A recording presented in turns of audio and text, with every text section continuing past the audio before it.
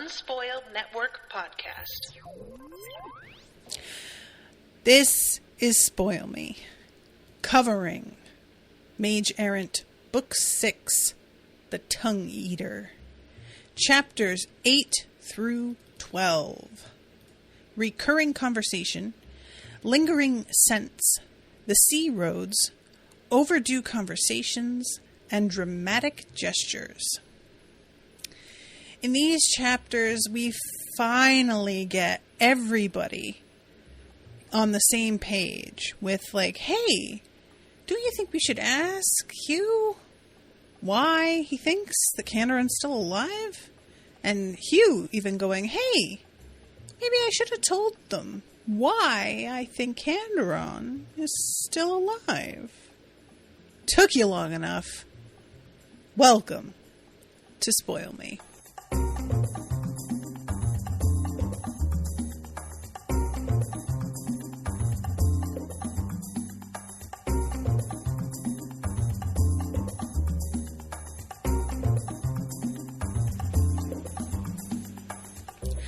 Welcome to the show, everyone. I am Natasha. Thank you very much to Dan for commissioning this episode and also for joining me here in the chat. Dan, what's up? And McShard is here as well. Welcome.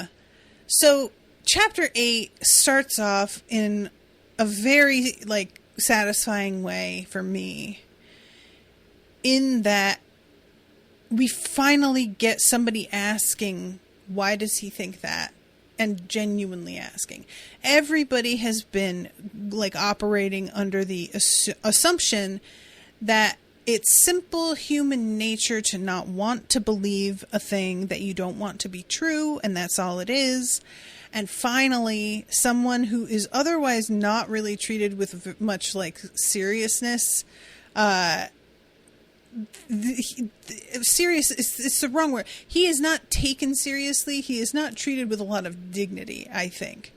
But Leon, who I think is Talia's brother, I don't know if it's a brother or a cousin. I'm assuming it's a brother. He's the one who asked the question, and everybody is like, dude, why do you think he thinks that? And he's like, well, what evidence has he presented? And Talia suddenly realizes that she never asked him for any. And guys, I'm really, really unsure how I feel about this, because we got here eventually, and I appreciate that. And I think that maybe in someone else's hands, this just would have gone on and on with Hugh not being believed and everybody just sort of playing along simply to mollify him, or it would be people actively working against him or trying to convince him otherwise until he was proven right in the end. And that would be extremely boring. That just sucks. And it also plays into the whole, we have people who are allegedly our friends, but who don't trust our judgment, which I don't like. And which is a shockingly common theme in a lot of shows that have, groups of friends, is it's not, it's so easy to sow discord amongst them because they're trying to create drama. And I appreciate that Bierce is we've got plenty of drama on the outside. And that's not to say that they don't disagree or have their moments, but they don't just fundamentally mistrust each other. So I appreciate not doing that. But at the same time, it is frustrating to read in a way that I'm not sure whether it was worth it. I don't really understand why we had to play this game with nobody asking Hugh, with Hugh not offering his perspective, if it's just because the timing needed to be set up in a certain way, or if we needed to have Hugh realize how important communication of his point of view was, and that he couldn't just expect people to take things just because he says they're true at face value. I don't know, but I felt like by the time we got here, even though I appreciated the conversations that got us to the point where people are open to talking to you about this, I was so irritated that I was feeling a little bit like we wasted a lot of time getting here, though. You know what I'm saying? So I just can't decide whether or not this needed to be here, and maybe there's going to be something later on that sort of feels like we're coming full circle, or this is coming up again, like they're realizing maybe we need to trust Hugh on things. And if so, fine. You know, that I will be fully respectful of the process.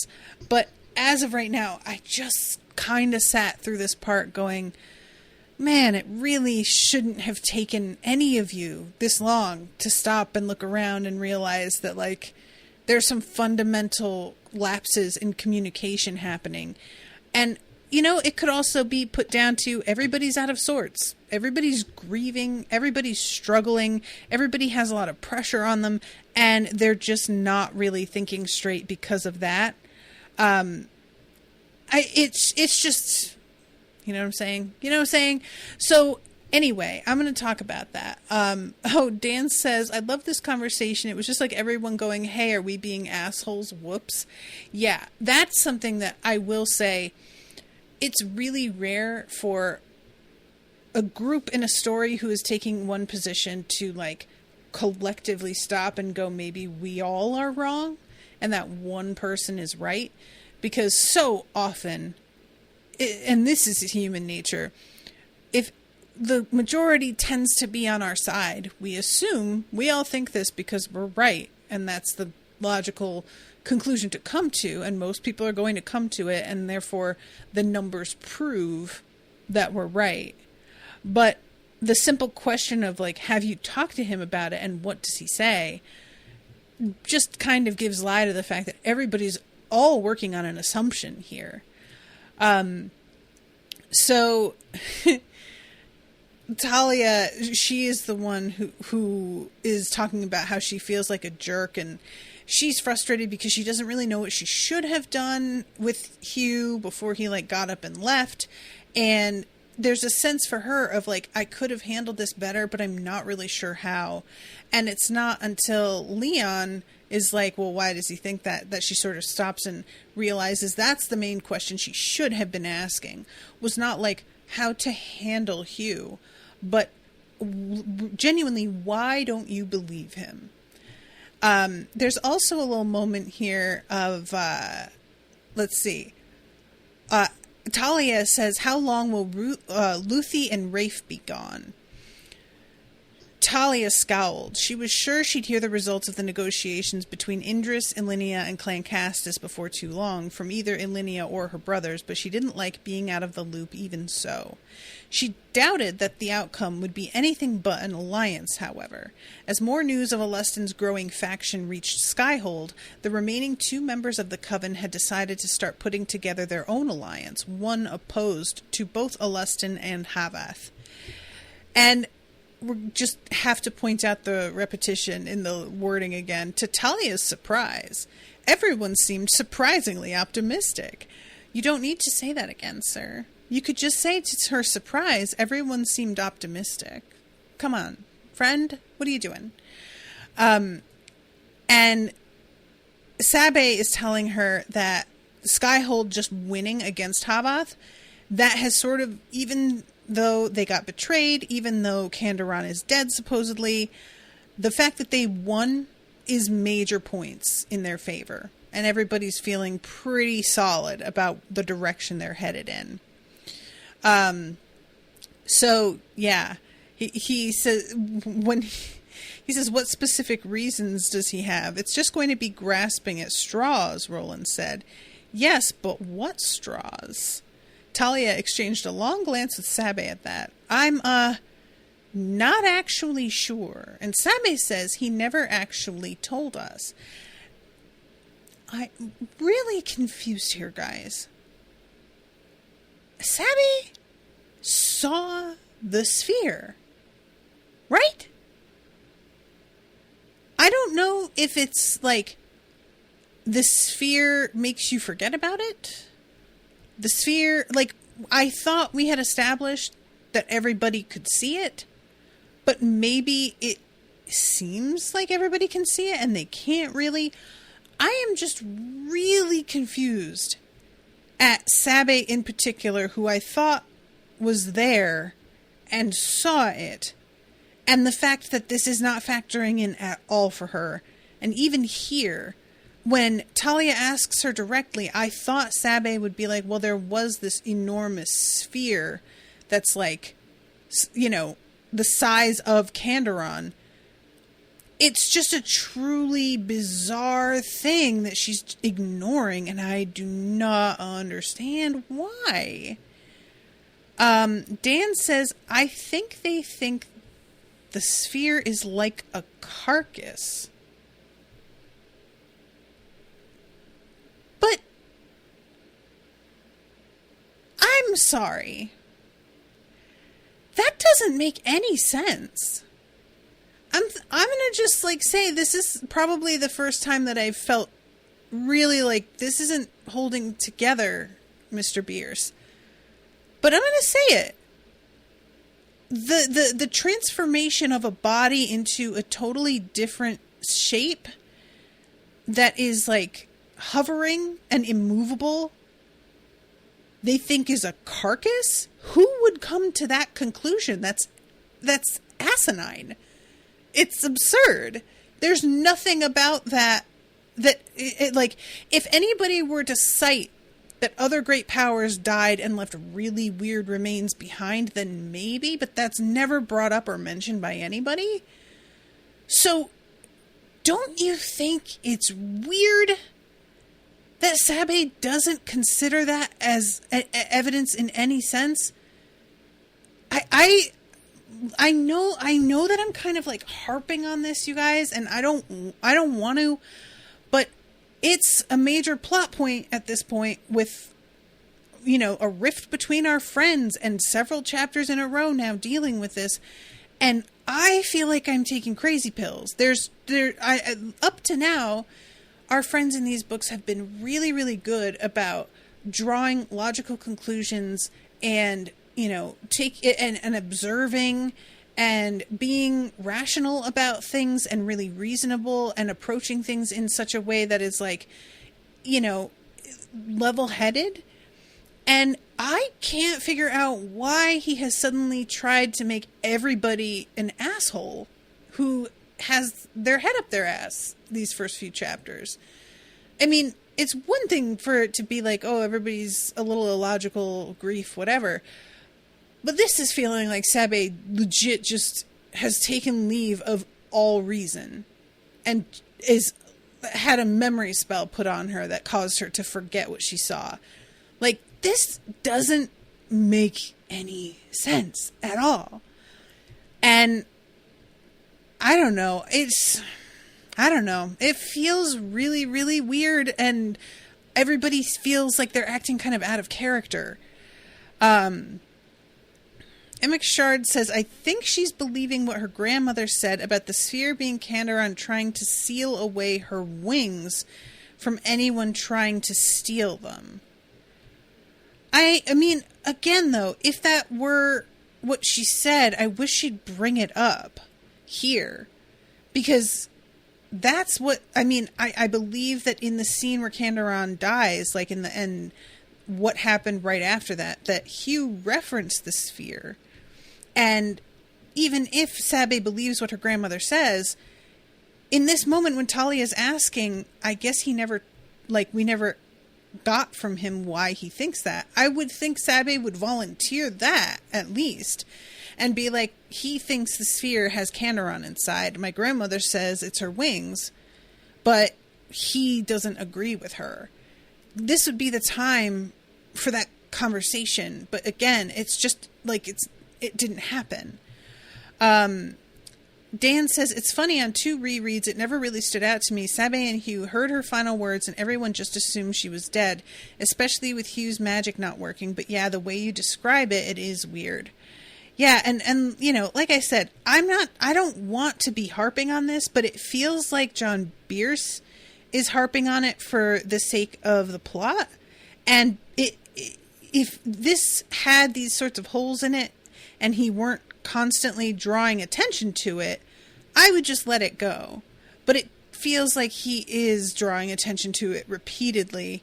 And every time that he does, there's this weird blank spot with people not reacting the way I would expect and not saying the things that I would expect them to say in explanation. So I don't know. Like, this is the sort of thing that if this were a slightly different series, I would be like, did somebody fuck with everybody's minds? You know, if this were like a Dresden Files thing, everybody is acting so irrationally. And these are people who tend to be rational to the point of it almost being tiresome. Like when Ava shows up and she's just like, can everybody stop apologizing to each other and let's just move on? Everybody is so constantly conscious of the, like, what they're saying affecting other people and trying to weigh all the possibilities and options. And so the fact that it's simply not mentioned by Sabe or anybody is, everybody thinks it's just her wings. That's what everybody thinks. And the fact that Hugh's magic is weird, like, we find out because I had said it never occurred to me that a warlock would just lose his powers once his pacted partner died. And it turns out like that's not even necessarily what happens. So we'll get to that. We'll get to that. But anyway, this just was truly kind of bizarre to me. And I don't know if it's like that. The fact that her grandmother keeps insisting that Kanderon is dead and that he accept it, I'm almost wondering if like it suits her purposes for everyone to believe that Kanderon is dead, and so she's sort of leaning on everyone's perception in that direction, or if it's like a part of a plan, you know, and she knows that Kanderon is still alive, but it's not helpful for her to be regarded as present anymore. I don't know. So let's see. This is where Alinea shows up. And Talia explains everything to Alinea Kayandas, and she says, typhoons deliver me from teenage drama.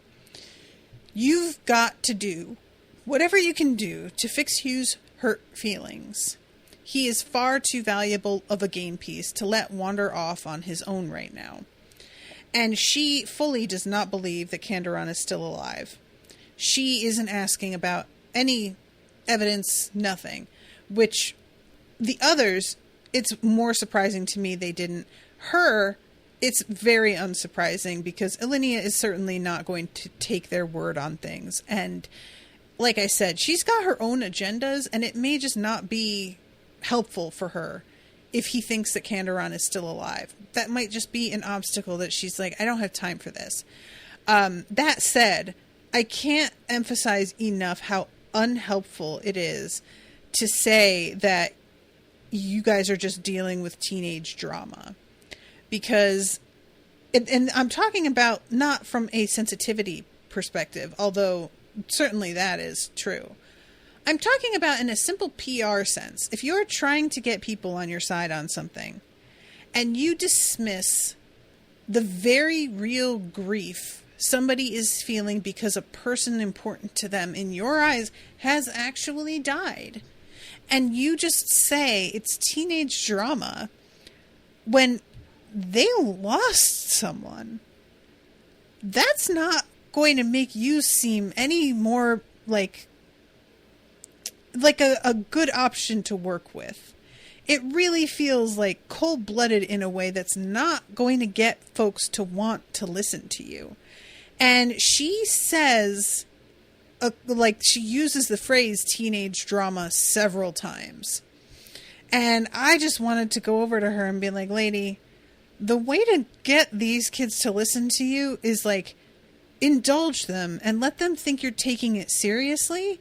And then they will want to do things that you say because they believe that you actually have an interest in helping them. But she's choosing instead to approach it by not only using the phrase teenage drama more than once, but also saying that Hugh is an important game piece, which is, I just feel, very counterproductive. You want people on your side. I'm sure Alinea is just at this stage in her, like, power level where she doesn't feel like she needs anybody on her side because she is so powerful that people just do what she says, and convincing is just not a factor, you know? And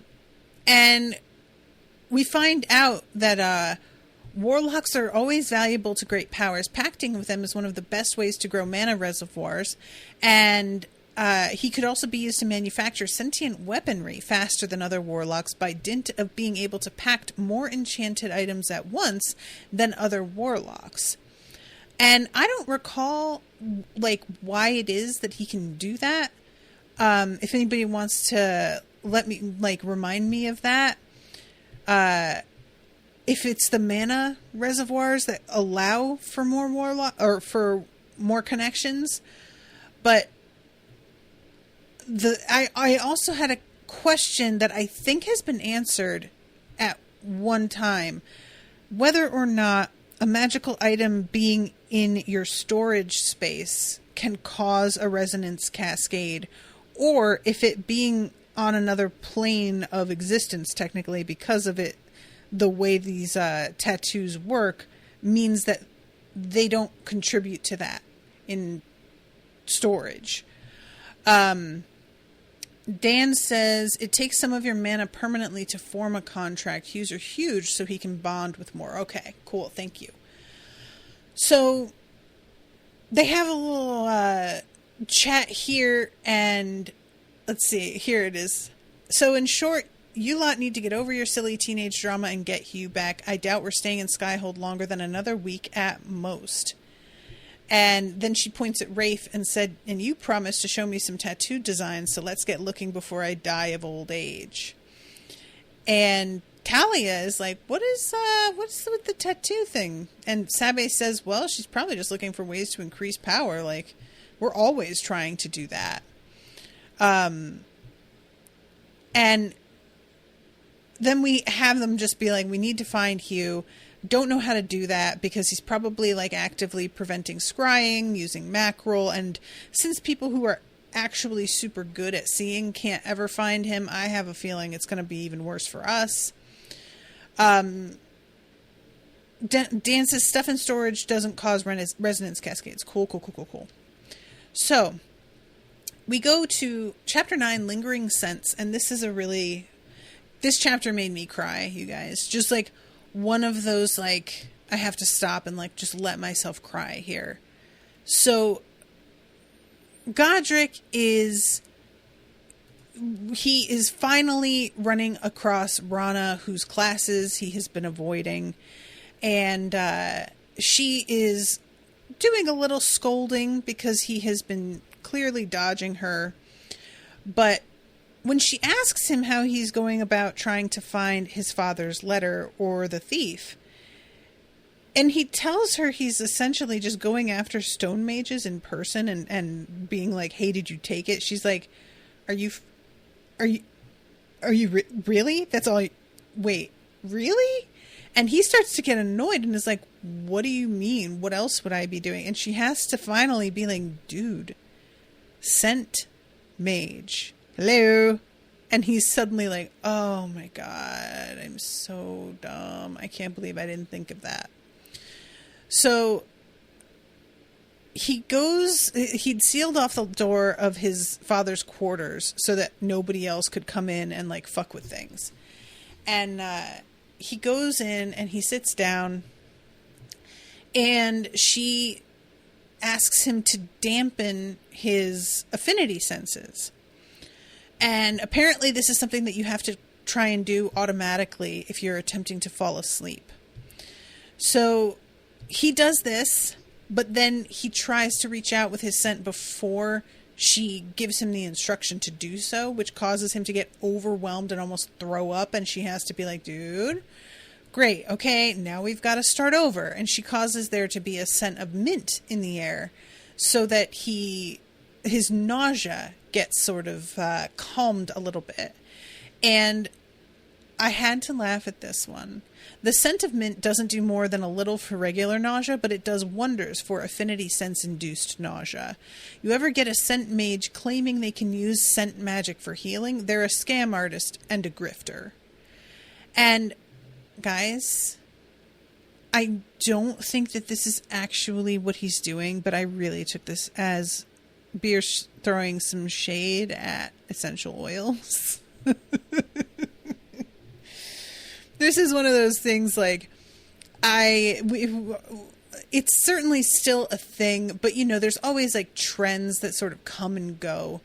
And for a hot minute, essential oils were the solution that so many people had to, like, any number of illnesses, any number of, like, personal ailments. Like, I had so many people recommend essential oils to me for my migraines, which I know people mean well, but I have scent-induced migraines sometimes. So, like, using really strong scents while I have a migraine literally sounds like a nightmare to me. Like, I have to assume would be one of the worst things that I could do. And there were a lot of, like, studies done pointing to not only that a lot of essential oils don't actually do jack shit the way they are promoted, but also a lot of them, there's atomizers and vaporizers that you can buy where you pour a few drops of the oil in, and it sort of acts as a humidifier that pushes the water vapor through the scent, and that disperses the scent through the room. And a lot of people do this just because they love the fragrance. It's not necessarily medicinal, but essential oils, certain types being dispersed in the air is extremely dangerous for pets. Like, really could cause seizures kind of danger for cats and certain types of dogs. And folks just had no idea, and their animals started getting sick, and these people, with all the best intentions, but not the education to understand, would increase their use of essential oils thinking that would help their pet when that was what was causing the issue. And just like the whole snake oil thing in general, I do not have a problem with using, like, some natural healing solutions in conjunction with modern medicine, because I think that some of these original remedies are there for reasons, and that there is science behind them. And while they may be less efficacious, I don't know, you know what I'm saying, less effective than modern medicine, if you're trying to do something without getting a prescription or without taking a drug that might cause side effects of other kinds, there's nothing wrong with it. But there are so many people out there who, they take the big pharma is a massive conspiracy only to make money, which is 100% true. And then they take it a step further and be like, what they don't want you to know is that such and such works just as well. And it's like, whenever you ask how they know that, if you trace it back, they got that info from somebody who was selling the product. It's the same. They for some reason think that Big Pharma has the corner on lying about products, when these naturopaths and stuff, they can just make shit up and get you to buy from them also. Like, people just lie. So anyway, I have a real, like, knee-jerk reaction whenever anybody tries to suggest essential oils to me for anything, because folks frankly don't know what they're talking about a lot of the time, and people don't think that essential oils can be harmful because it's just a scent, and what can that possibly do? They don't have the education to understand what the danger is.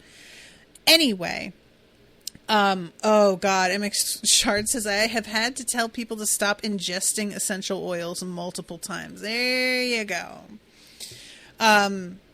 So let's see. When he asks her what her specialization is, she says wind mapping.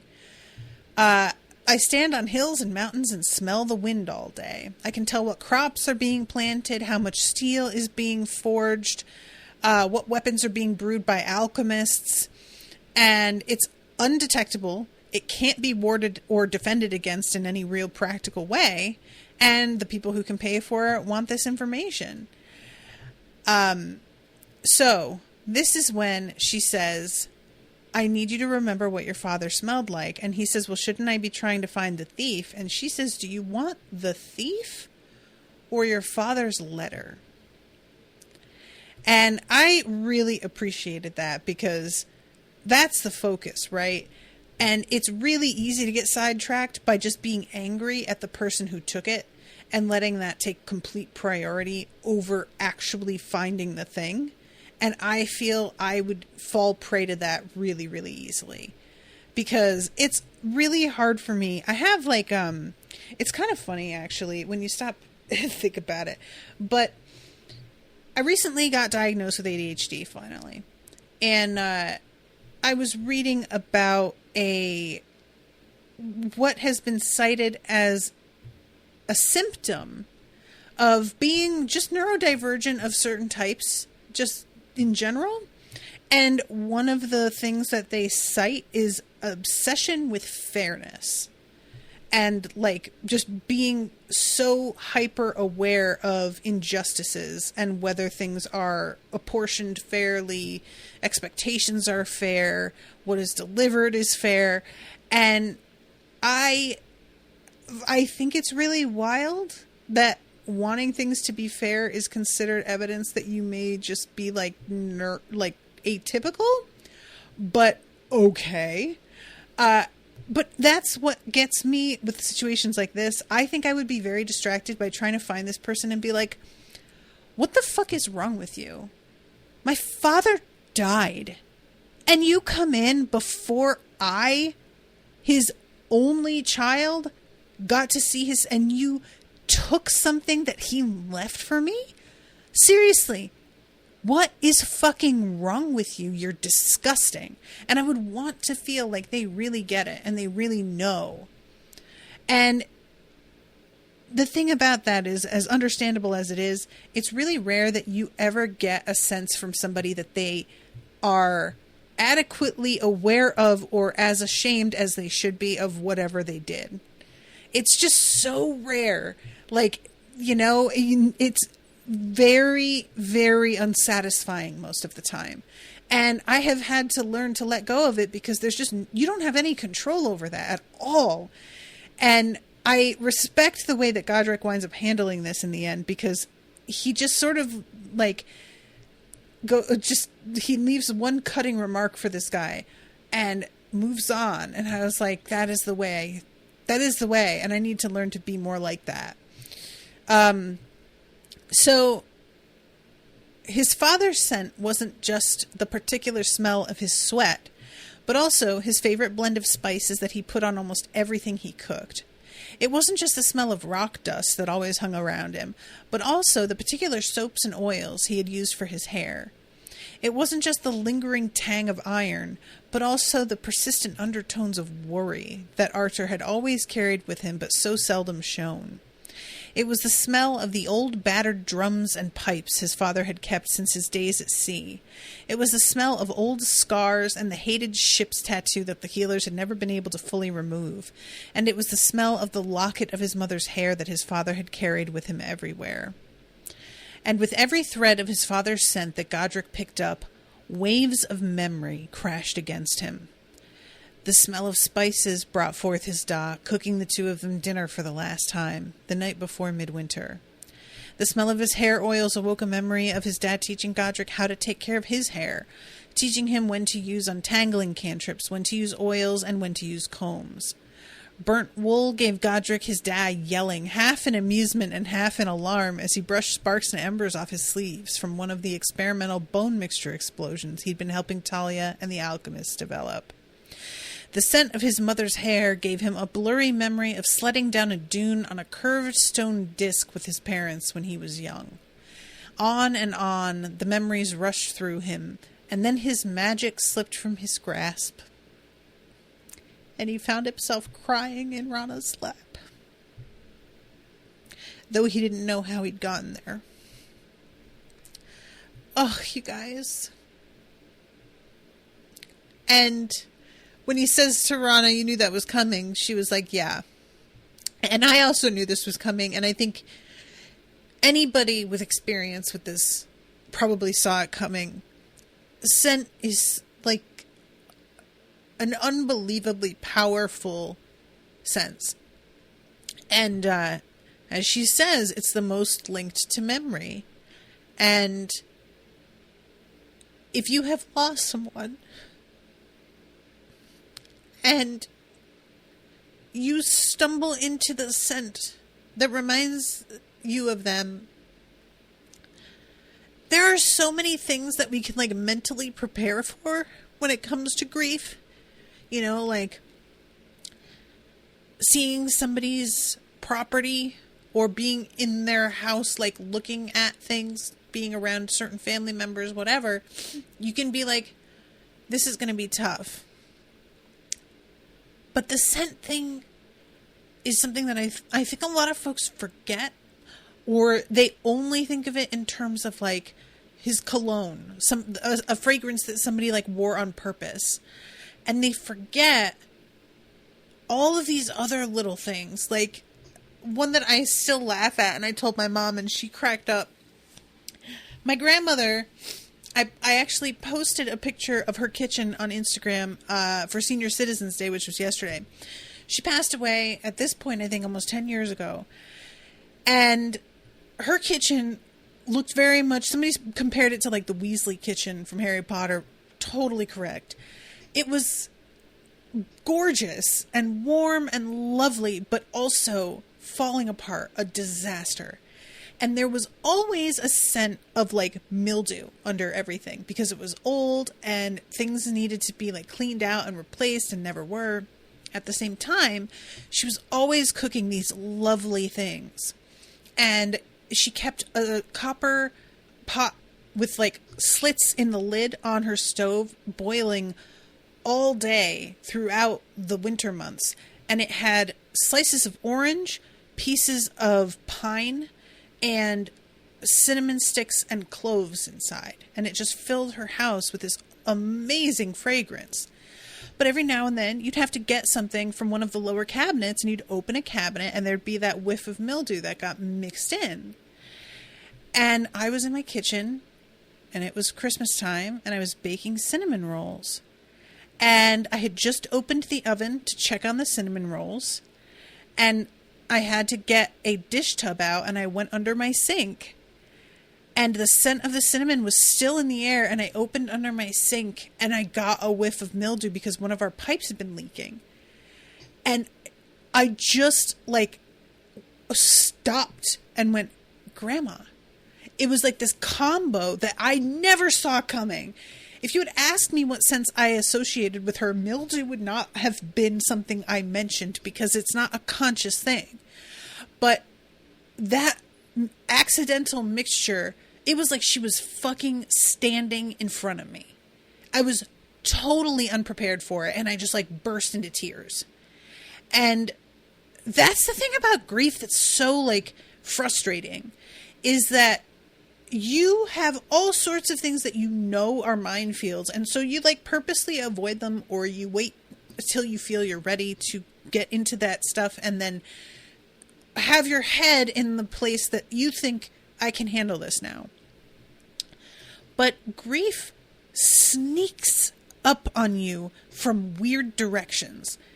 And there's no guarding against it. There's nothing you can do. That's like part of the price of caring about people, is you are agreeing by caring that you are willing to pay for this relationship with the pain you're going to feel if it ever goes away later. And if you spend enough time around a person, all of the things that you've experienced with them, there's thousands, and you can only be prepared for so many of them, you know? So this scene just really got to me. I just like, I especially because Godric has been so purposely avoiding everything about his feelings except for his anger at this thief. I knew it was going to be like particularly difficult. It's like a blessing and a curse for him how good his scent affinity is. So she basically tells him, you are going to have to fucking learn to feel feelings, because if you keep running away from them and distracting yourself, it is going to bite you in the ass, man. So finally, this is so weird, you guys. It took him a few minutes to lock onto the scent of his father's letter. The tracking process was anticlimactic. It only took 20 minutes to follow the trail from his father's rooms, through a few side hallways, and into a dusty, largely empty section of the mountain only few people seemed to have used. The thief had hidden himself away there, sealing up the doorway to one of the old rooms with stone, much as Godric had sealed up his dad's rooms, but the thief had left holes for ventilation. When Godric, fully armored, gravity hammer in hand, ripped through the wall, the thief didn't even put up a fight, just immediately surrendered. And it turns out that he is this desperate kid, and the word desperate is used repeatedly here, but not by accident. This is purposeful multiple usage, which is fine. And he is wanting something to distinguish himself from everybody else. And he has Arthur's recipe books, shopping lists, personal schedules, half-written lessons plans, and annotated maps. And Godric is like, I can't believe you thought his fucking recipe book's like, really? And he gets the letter, he gets the other stuff, and the thing he says to this guy before he leaves is, enjoy being no one. Which honestly is devastating. You guys, this is one of the most devastating lines ever that I have read. And I think it got to me especially because I am desperately trying to like get more listeners, make more money, get my name out there, have more people know who I am. And so the like gut punch of somebody being like, you are nobody and nobody cares, that would fuck me up. So this moment, especially knowing how that's this kid's entire motivation, that's so brutal. Oh my God. There's a part coming up, and Miles will not listen to this, but I'm still not going to spoil it entirely. But there's a part later on in one of the Sookie Stackhouse novels where there's a character who has been sort of like self-deluded about their life and what there's still like the potential to happen.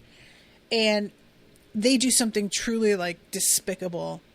And Sookie says, you think you're going to do this and you're going to do this and you're going to do this, but you're such and such years old. You have been through so and so things. This is your life. And the person literally starts like screaming. Like it just gets to her so bad. And that had been one for me of the most devastating things I had ever read, because it was truly the reality. That's what made it so horrible, was like she was 100% correct, and this person knew she was.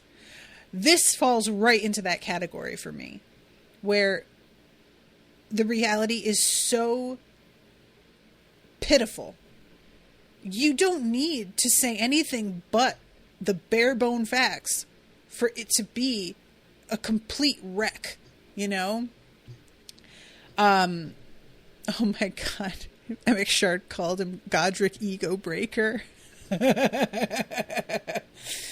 Oh, that's good. That's good. So Godric is going to sit on this letter for a little while. We don't find out what it says. He hasn't read it by the end of the section. And I totally get that. I don't know. After all of this, I would probably wait to read it a little too. So then we go to chapter 10, and Hugh is finally leaving Kanderon's lair after doing a ton of reading. Reliable information about warlock pacts was surprisingly difficult to find, and the deeper Hugh delved, the more he found the same information shared in book after book. And this is the reality of research, man. It can be so frustrating because you find out like something that that's like really niche.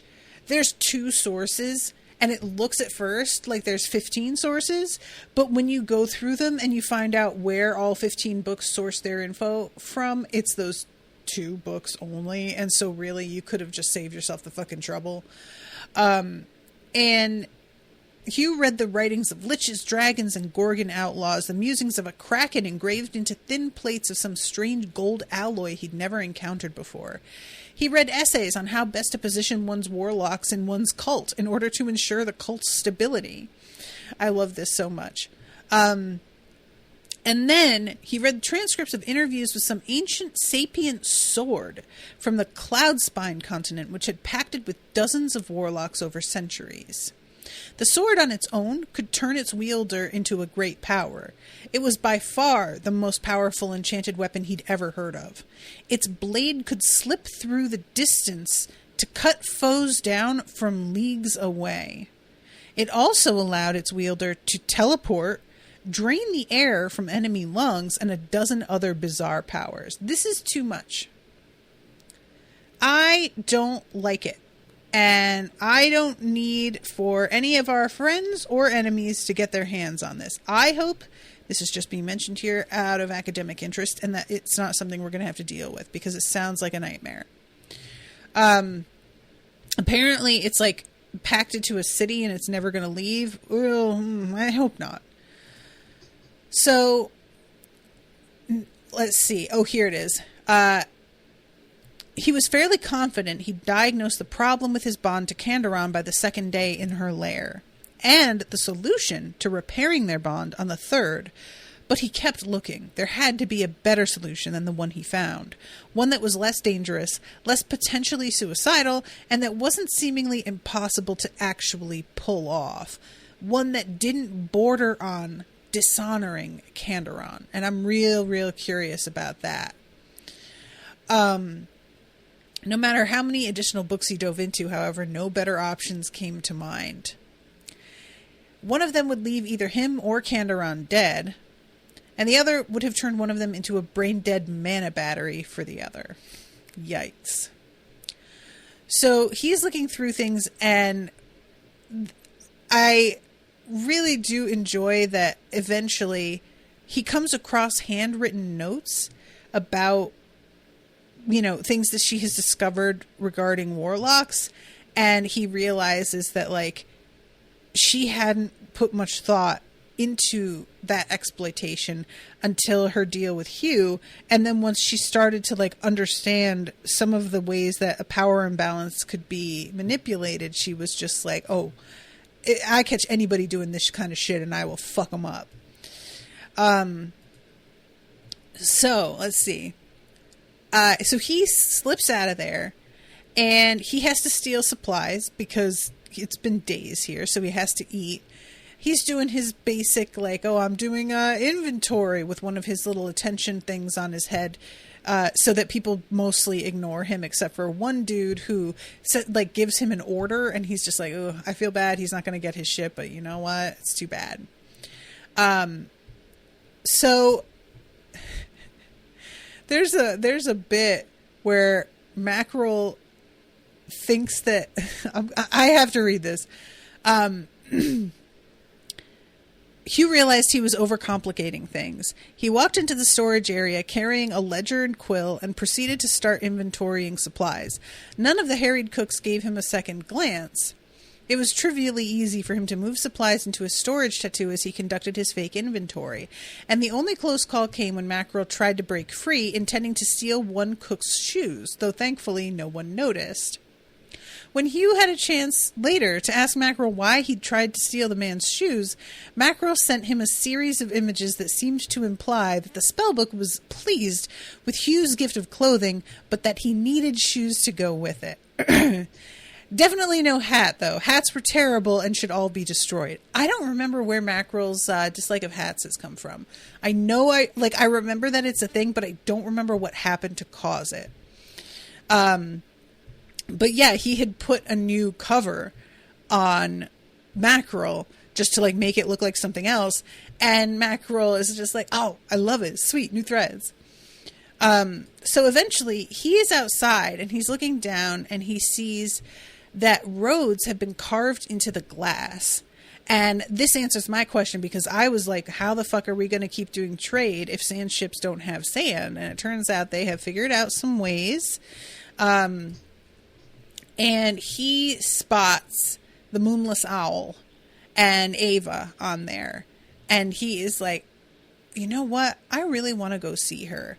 So he heads down. She spots him as soon as he like takes his warded headband off. And she immediately gives him condolences about Arthur and Kanderon, which causes him to cry. And after he's like calmed himself down, they ply him with tea and pastries and like, or just like, hey bud, it's okay, come here over here and sit down. And I was just like, oh, that sounds amazing.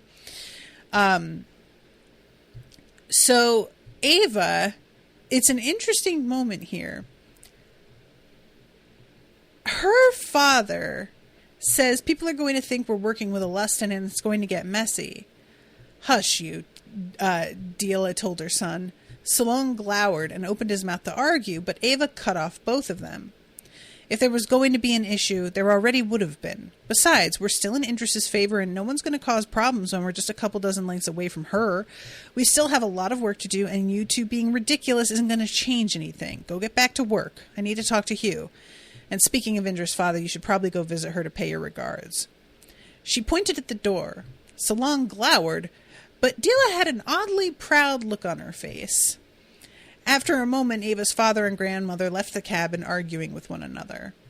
And she's wearing this like wooden chain, and we still haven't figured out what this does, but I'm sort of wondering if this puts her in charge somehow, or if the chain signifies something like an advancement in education. It makes me think of like the Maester chains in Song of Ice and Fire.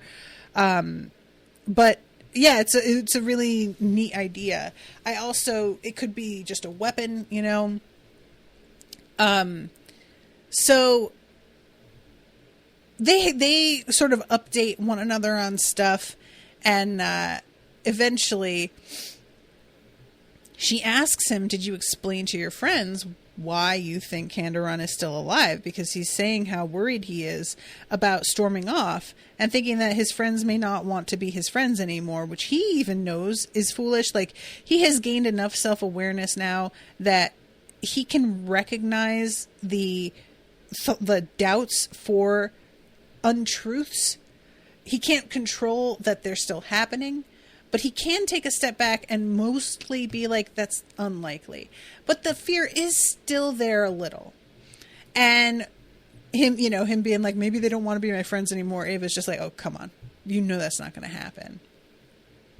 So he then apologizes for talking too much about himself. And she's just like, dude, you have been through some real shit. Like, that's not unreasonable. It's totally fine.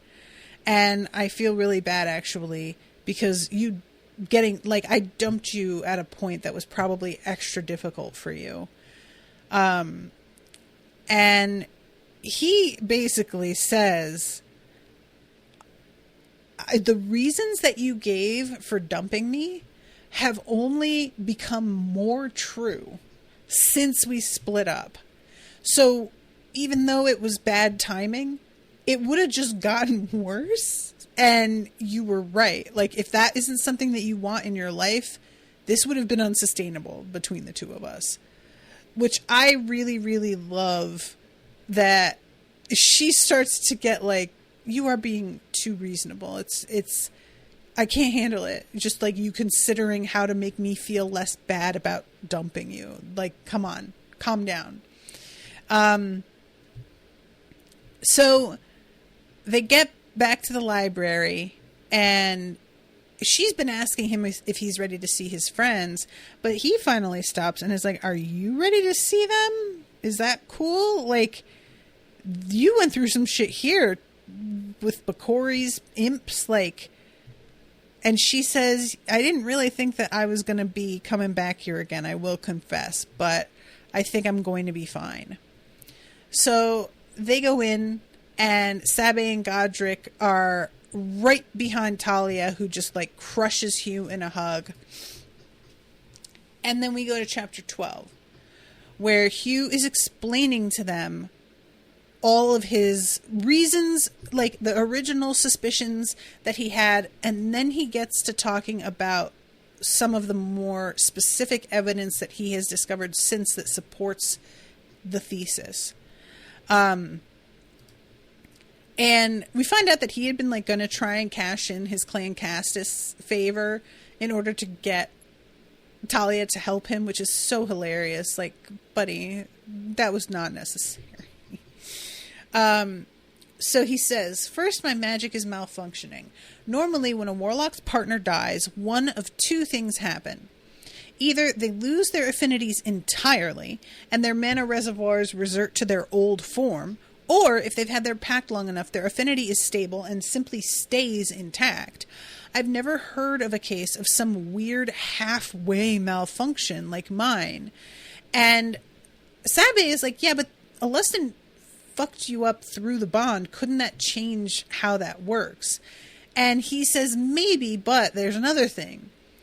The odds are poor before a pact is about 4 to 5 years old, which I realize isn't the strongest piece of evidence, but it does shift things a bit in the direction of Kanderon being alive.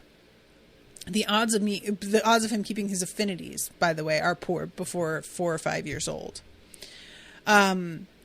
Third, and the strongest of the reasons, I feel our bond is still there. And that never happens. All my research has confirmed the bond vanishes. Always. No exceptions. It doesn't leave a vestigial bond. It doesn't leave scarring. Nothing. It just goes away. And Godric's immediately like, oh, all right, then I agree with you. She's alive.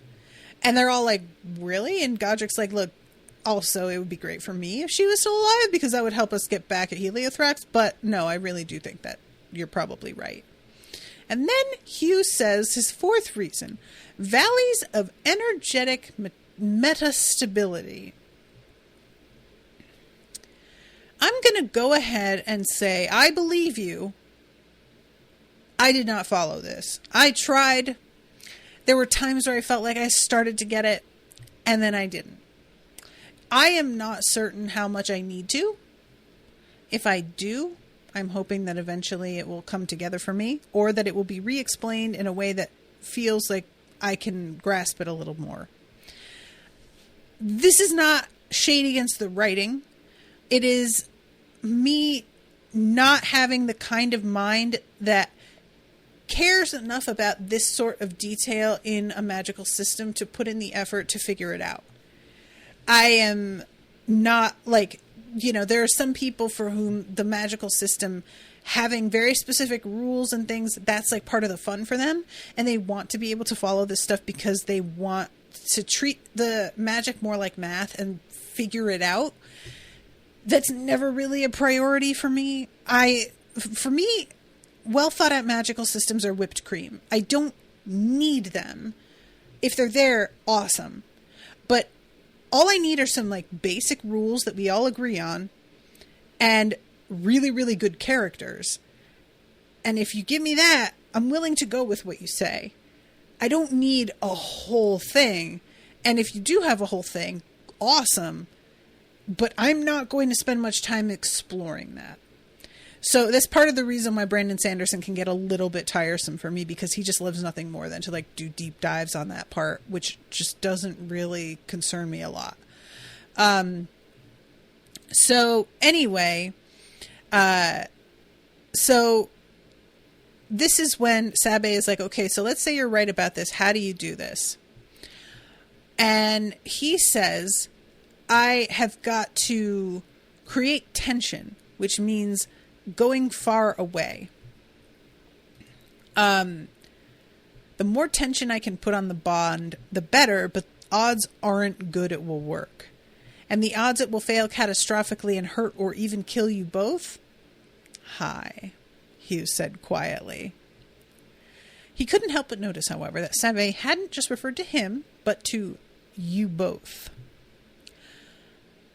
Exactly how high? I have no idea. What I'm proposing has never been done before. And Sabe is like, so 1,000,000 to 1 odds that it could work. And Sabe's like, I'm not concerned. In stories, 1,000,000 to 1 odds play out 9 times out of 10. So I think we're fine, which I do really appreciate this being added in. It's like the meta commentary with Talia could easily be frustrating and like a little bit too precious, but I actually like it because it's acknowledging how often readers are meant to be concerned about whether something will work when we really trust that it's almost definitely going to work. Like the risk doesn't feel as real to us usually, because as much as we can understand that risk needs to be there for the drama, we don't take it seriously. No, we mostly don't think the bad part is what's actually going to happen. And I appreciate it. So at this point, Ava takes off. And finally, Sabe is like, all right, look, what did you want us to know about it? The way, like your plan that you couldn't let Ava hear. But we don't get to find that out yet. Also, this is wild. You guys. She stalked over and snatched up the abandoned sheet of paper they'd been looking at when Hugh and Ava arrived, then shoved it at Hugh. Hugh couldn't believe what he was reading at first. It's a bleeding proclamation from Alustin. A bunch of copies just appeared out of nowhere this morning all over Skyhold. He's also sent it to every great power, nation, city-state, lich, random mining town. I wouldn't be surprised if he'd sent it to every village in Emblem as well. He set a date for the destruction of Havath City. Not just a date, he set a time, too. He's even crazier than you are, Hugh. When is he going to? 19 days after the spring equinox, 2 hours afternoon. The anniversary of the date and hour Havath melted Helicote. And Ava's like, okay, he's full of shit though, right? Why would you do this? Why would you tell anybody? Something is up. And everybody's like, well, probably. But like, you know, how do we know? And this is just a really weird twist on things that I did not see coming. And I'm wondering if it's just an effort to like gather enough people close together that when he releases the Tongue Eater, it'll have the shortest distance to travel for infecting the majority of the population. You know, sort of a lure. But also, if you put it out there that you're doing it this day and people don't believe you, are they going to fall for it? Like, you are taking a risk that people are going to flee specifically during that time because they don't think you're doing it. You know what I'm saying? I don't know. It's a real weird wrench thrown into the works. So everybody agrees that they are in. Ava takes off, and then I don't know if I'd call this a plan. Sabe glared at him, and Hugh rubbed the side of his head. Then he sighed and began to tell the others the rest of what he'd figured out. And that is the end of chapter 12. So, I have got to wrap. I'm over time. But very curious what the rest of his plan is and why Ava couldn't know about it. All right, everybody. Thank you again. Thank you, Dan. Hope you all are enjoying the coverage. Until next time, toodaloo, motherfuckers.